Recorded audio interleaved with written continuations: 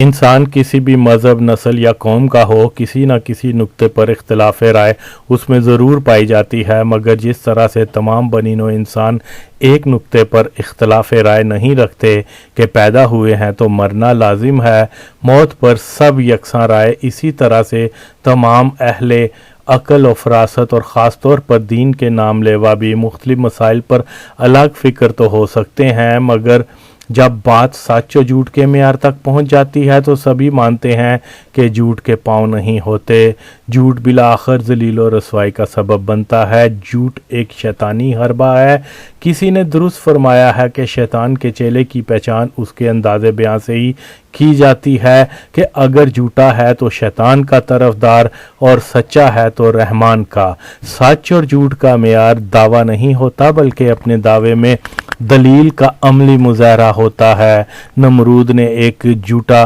दावा खुदाई किया मगर खुदाई का अमली मुजाहरा सूरज को पलटा कर ना कर सका और हम जान गए कि नमरूद झूठा है, शैतानी चेला है। इस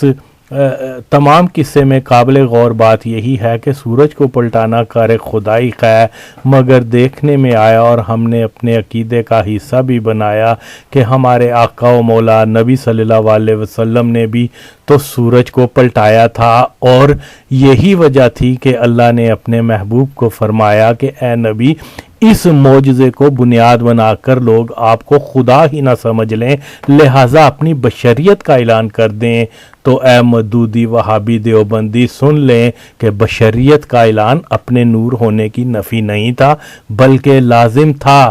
कि खल्क गैर उल्लाह को अल्लाह ही ना समझ लें, लिहाजा नबी पाक ने खुद अपनी ज़ुबान मुबारक से अपने खुदा होने की नफ़ी की कि खल्क की इस्लाह और उसको गुमराही से बचाने के अमल को मौलवी नबी पाक को अपने जैसा बशर करार दे तो सकता है मगर अमली दलील और सबूत पेश नहीं कर सकता और ना ही इस सच्चाई को रद्द कर सकता है कि नबी सल्लल्लाहु अलैहि वसल्लम नूर व बशर नहीं थे। बात दलील की है, दावे की नहीं। अब एक गिरोह इस्लामी जमात तो कहलवाने का दावा करता है मगर अपने दावे को साबित इसलिए नहीं कर सकता कि इस जमात ने दीन का नाम इस्तेमाल किया मगर झूठ इस कदर बोले कि इसकी तो इस्लामी की बजाय जमात शैतानी का नाम देना ही मुनासिब होगा। इस जमात का हमेशा से यही वतीरा ख़ास रहा है कि पहले एक बयान देते हैं मगर बाद में इसी बयान से मुकर जाते हैं। जैसे मदूदी ने पाकिस्तान की मुखालफत की, दो कौमी नज़रिए पर शदीद तुंद अल्फाज से तनकीद हत्ता के बदजुबानी तक करने से बाज न आया। बावजूद इसके मदूदी की पाकिस्तान मुखालफत में जारी बयान उसकी कुतब में शाया और रिकॉर्ड में है। जमात के पाकिस्तान मुखालफत में पुख्ता सबूत भी हों और इसके बावजूद आज तक ये दावा किया जा रहा है कि जमात ने कभी पाकिस्तान की मुखालफत ही नहीं की थी। यूँ तो इस शैतानी जमात के बेशुमार मकर व फरेब दरोग गोइयों से अवाम अच्छी तरह से आगाह भी हैं मगर अपने अमाल और झूठे बयानात पर माफ़ी मांगने की बजाय फौरी तौर पर जहाद के नाम को अपनी ढाल बनाकर कहना शुरू कर देते हैं कि जनाब हम तो जहादी हैं, हमने अफ़गानिस्तान, कश्मीर, बोस्निया में जहाद किया, जबकि ये जहाद का दावा ऐसा ही है कि एक झूठ को छुपाने के लिए 100 झूठ का सहारा लेना। जमात इस्लामी जो खुद को अफगान जहाद का फातेह कहती है, कुफर के खिलाफ मुस्लिम दुनिया में जहाद का हरावल दस्ता खुद को कहलवाती है, मगर जब इनसे सवाल किया जाए कि जब पाकिस्तान बन रहा था और इस खित्ते के मुसलमान हिंदुओं सिखों के हाथों कत्ल होते रहे, कलमा गो तौहीद परस्त मुस्लिम ख़वातीन की इज़्ज़तों को पामाल किया जाता रहा, लाखों मुसलमानों का खून नाहक हुआ, तो ये सब देख मदूदी ने ऐलान जहाद क्यों ना किया। 10 लाख इंसान मज़हब की बुनियाद पर मार दिए गए मगर इस जमात ने इस्लाम के नाम लेवा की जान बचाने के लिए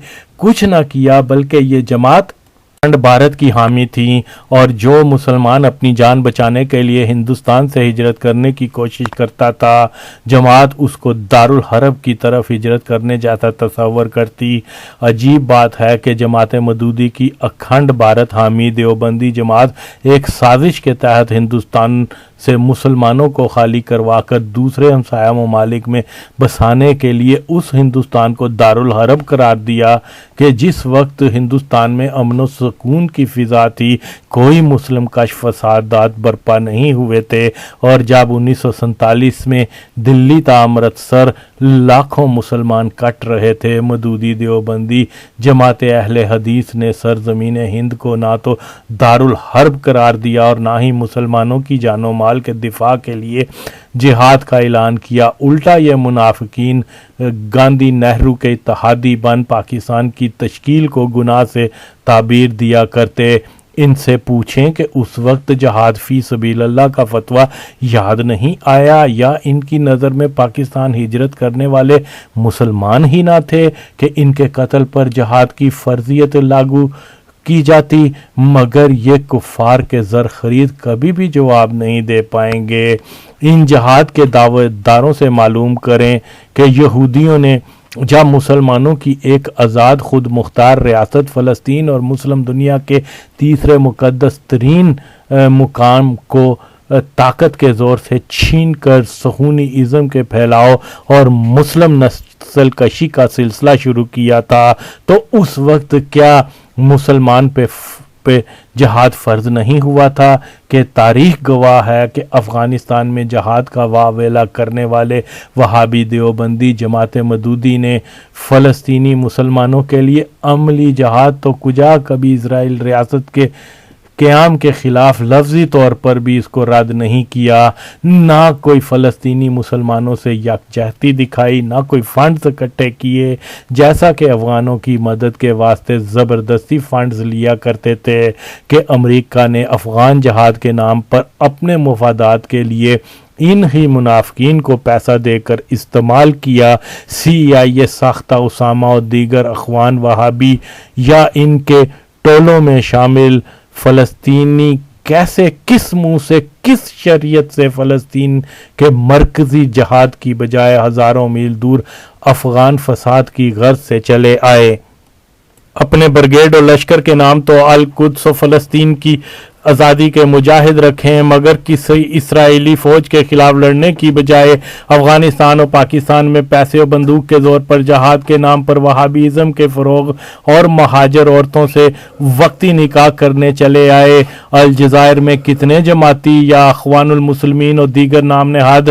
جہادی فرانسیسی کافروں کے ہاتھوں لاکھوں مسلمانوں کی ہلاکت پر جہاد کرنے وہاں آئے۔ فرانس کے خلاف جن الجزائری مجاہدین نے زبردست آزادی کی جنگ کی، ان میں کوئی ایک بھی اخوان یا وہابی دہشت گرد ٹولے سے تعلق نہیں رکھتا تھا، بلکہ ان تمام مجاہدین میں ترقی پسند اور صوفی ازم کے پیروکار شامل تھے۔ الجزائر سے لے کر انڈونیشیا تک اگر مسلمانوں کی کفار قوتوں سے جنگ آزادی یا روایتی جنگ ہے، تو ان میں سے کسی ایک موقع پہ جماعت اسلامی، اخوان، وہابی دیوبندی تنظیموں نے نہ تو جہاد کیا اور نہ ہی مسلمانوں کی مدد کی۔ اس کے برعکس ان عناصر کا اتحاد و تعاون مسلم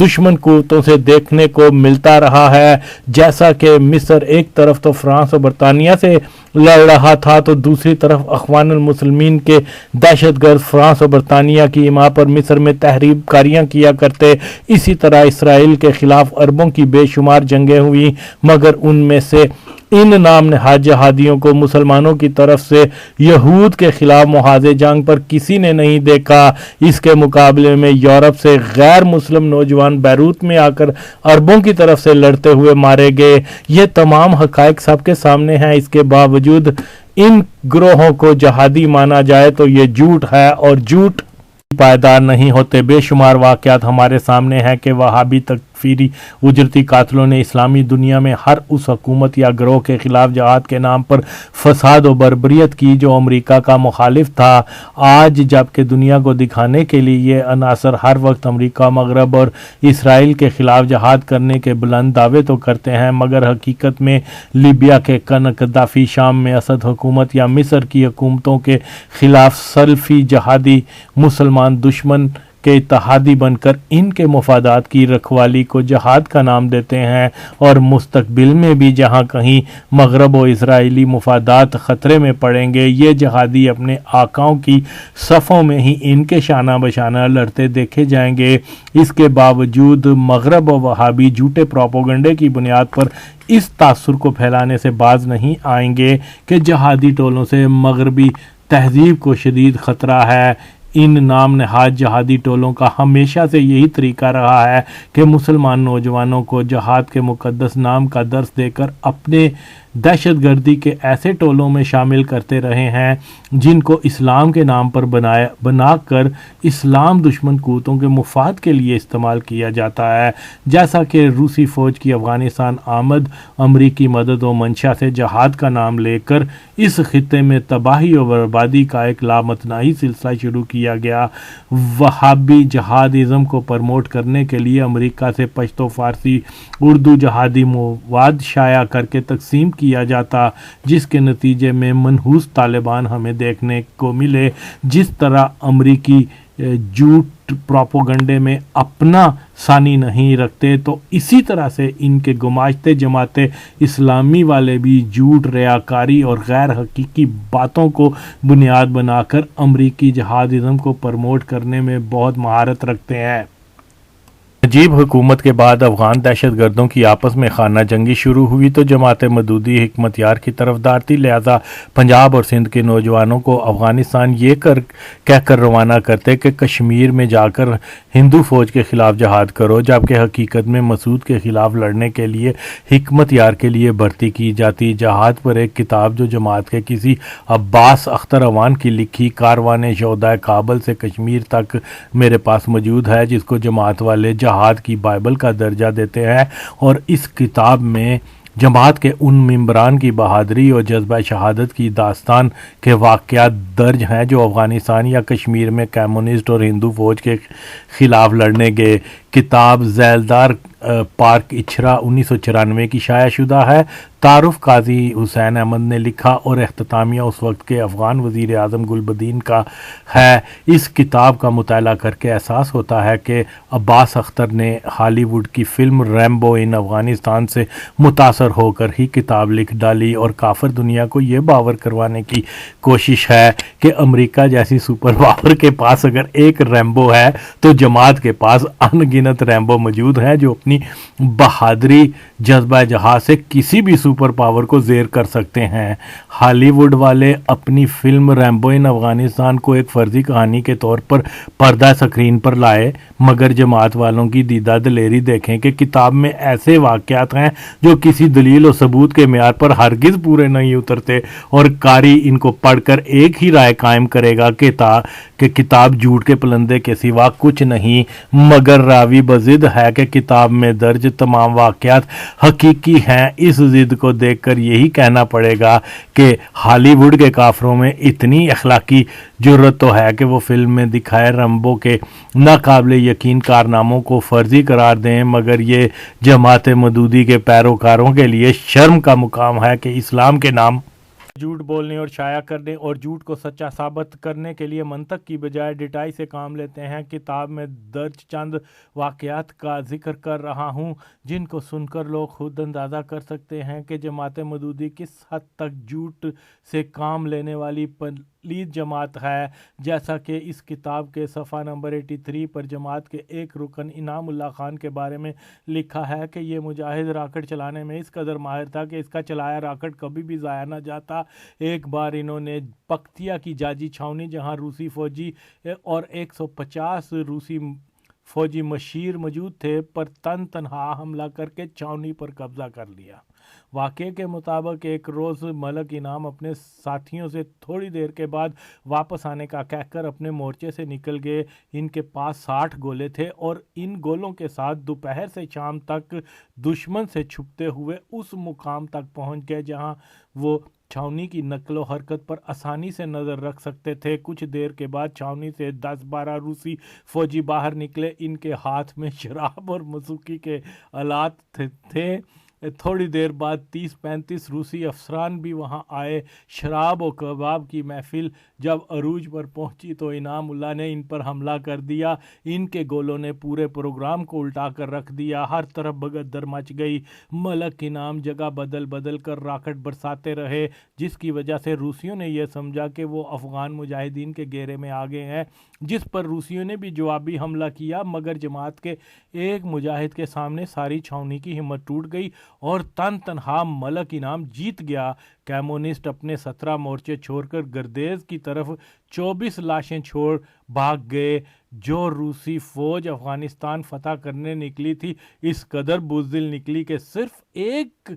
अदद जमाती मुजाहिद से पिट गई। कम्युनिस्टों के फरार के बाद मलक इनाम छावनी के अंदर जाकर एक एक मोर्चे में गए और देखा कि वहाँ गोला बारूद खुराक के ज़खायर हैं। भूख से नडाल मलक इनाम ने पेट भर खाना खाया और फिर इसी छावनी में सो गए। अगले रोज़ वो वापस मुजाहिदीन के पास आए और अपने तन तनहा छावनी पर कब्ज़े का कारनामा बयान किया। गो कि इस किताब में मलक इनाम की बहादुरी की मज़ीद भी तफसीलात दर्ज हैं, जिस पर मैं वक्त ज़ाया नहीं करना चाहता, मगर जितनी तफसील यहाँ बयान की गई है, अगर इस वाक़े की परख की जाए तो एहसास होगा कि मंतकी, टेक्निकी और हर्बी तौर पर एक इंसान ये सब कुछ नहीं कर सकता जो किताब में लिखा है। हाँ, अलबत्ता नसीम हजाजी की दास्तानों या एक्शन फिल्म में ही ऐसे कारनामे पढ़ने और देखने को मिल सकते हैं जिनका अमली ज़िंदगी से दूर का ताल्लुक़ नहीं होता। जैसा कि किताब के मुसन्नफ़ के मुताबिक मलक इनाम RPG के लॉन्चर और 60 अदद रॉकेटों से मुसल्लह होकर रूसी फ़ौज पर हमला करने एक अनजान इलाके में पैदल सुबह से शाम सफ़र करके हमला करने के बाद इस पर कब्ज़ा कर लेता है। अव्वल ये कि RPG के हर रॉकेट का वज़न 4 से 5 किलो होता है। अगर इस रॉकेट के साथ बारूद का हिस्सा जोड़ दिया जाए तो इसकी लंबाई 1 मीटर के करीब बन जाती है। अब सवाल ये पैदा होता है, वो कौन सा तरीका है कि 60 रॉकेट 300 किलो वज़न बिमा लॉन्चर मलक इनाम अपने कंधों पर उठाकर कैसे कई घंटों की मुसाफत तय कर सकता है। ज़ाहिर है कि अमली ज़िंदगी में ये मुमकिन नहीं, लिहाजा यहाँ इस्लाम और जहाद का मुक़द्दस नाम लेने वालों का झूठ यानी शैतानी अमल साफ तौर पर सामने आ जाता है। मुसन्नफ़ बताए कि मीटर लंबे 60 रॉकेट कैसे एक इंसान अपनी कमर पर लाद सकता है। हर किसी ने देखा होगा कि RPG लॉन्चर उठाए किसी भी फौजी या गुरिल्ला फाइटर की कमर में पे ज़्यादा से ज़्यादा 4 से 5 रॉकेट लदे हुए होते हैं। ये मुमकिन ही नहीं कि किसी एक इंसान पर 60 रॉकेट लादे जा सकें। कोई जमाती मेरी बात से इत्तफाक नहीं करता तो आए साबित करके दिखाए कि ऐसा मुमकिन है। RPG बुनियादी तौर पर टैंक, बख्तरबंद या गाड़ियों को तबाह करने का एक हथियार है, ना कि इमारतों को तबाह करने या राइफ़ल की तरह इस्तेमाल करके इंसानों को मारने के लिए, जो बकौल मुसन्नफ़ के मलक इनाम ने 24 रूसियों को रॉकेट मारकर हलाक किया और जाजी छावनी को तबाह किया वगैरह। जिस छावनी में 150 मशीर हों तो रेगुलर फ़ौज की कितनी तादाद होगी ये तो मुसन्नफ़ ही बता सकता है, मगर इसके बावजूद तन्हा एक जमाती मुजाहिद ने उस पर कब्जा कर लिया। मेरा अपना तजर्बा गवाह है कि जहां रूसी फौज की कोई छावनी थी तो उसके इर्द गिर्द इतने इलाके में एंटी पर्सनल माइंस लगाई होती कि जहां से छावनी रॉकेट या राइफ़ल की रेंज से दूर हो। RPG की अफेक्टिव रेंज 200 से 500 मीटर होती है, इसलिए कम से कम इस रेंज के इलाके में कोई शख्स 60 रॉकेटों समेत इतनी करीब नहीं आ सकता कि वहां से रॉकेट दागकर पूरी छावनी तबाह करके कब्ज़ा कर सके। मुसन्नफ़ के मुताबिक अंधेरा छाते ही इनाम ने रूसी फ़ौजियों को देखा जो हाथ में शराब की बोतलें उठाए शबाब कबाब की महफिल में मगन हो गए। तो इसका मतलब यह है कि मलक इनाम कोई बिल्ली था कि जो अंधेरे में देखने की सलाहियत रखती हो। इस किताब को पढ़कर यह भी मालूम हो गया कि रूसी अफ़गानिस्तान में सौर इनकलाब का दिफा नहीं बल्कि शराब व कबाब की महफिलें सजाने आए थे। रूसियों ने अपनी छावनी की हिफाजत के लिए इर्द गिर्द माइंस के अलावा नाइट विजन सहूलत समेत स्नाइपर भी होते। रात के अंधेरे में हमला होने की सूरत में रूसी फौरी तौर पर रोशनी के गोले छोड़ दिया करते, जिससे दुश्मन की पोजीशन पर ज़बरदस्त गोलाबारी की जाती। रूसियों के पास बहुत बड़ी फायर پاور تھی. ہم نے دیکھا ہے کہ حملے کی صورت میں جس سمت سے بھی فائر ہوتا اس پر اتنی شدت سے جوابی کارروائی کی جاتی کہ کوئی امکان نہ رہتا کہ اس سمت اور اس کے ارد گرد کسی جاندار کے بچنے کا کوئی امکان ہو. یہی وجہ ہے کہ روسی فوج افغانستان میں 92% مارکوں میں کامیاب رہی. افغانستان کی سرزمین دشوار گزار اور گوریلا جنگ کے لیے آئیڈیل